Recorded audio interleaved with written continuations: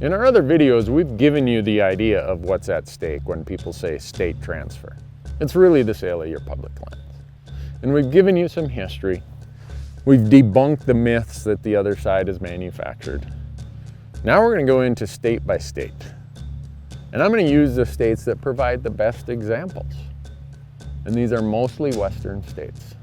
And there's no state that is a better example of all that's at risk, all that we stand to lose under a state transfer scenario than the state of Colorado. The state of Colorado is the most obvious example. And I'm just going to tell you this at the beginning so you understand where we're going.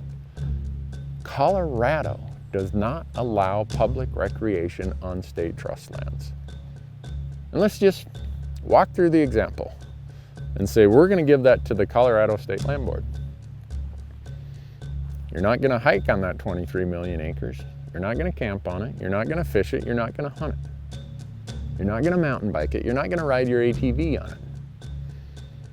I don't know what state gives a better example of how much is at risk, how much you would lose under the idea of state transfer.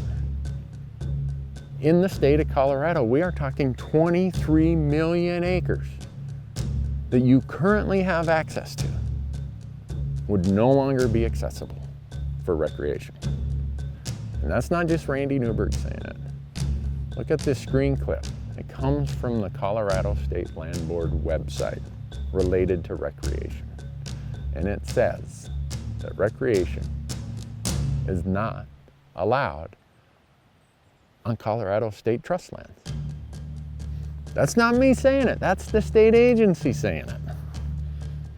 So tell me, if we only transferred public lands in one state, say Colorado, how are we going to replace 23 million acres of recreation access? The easy answer is we're not.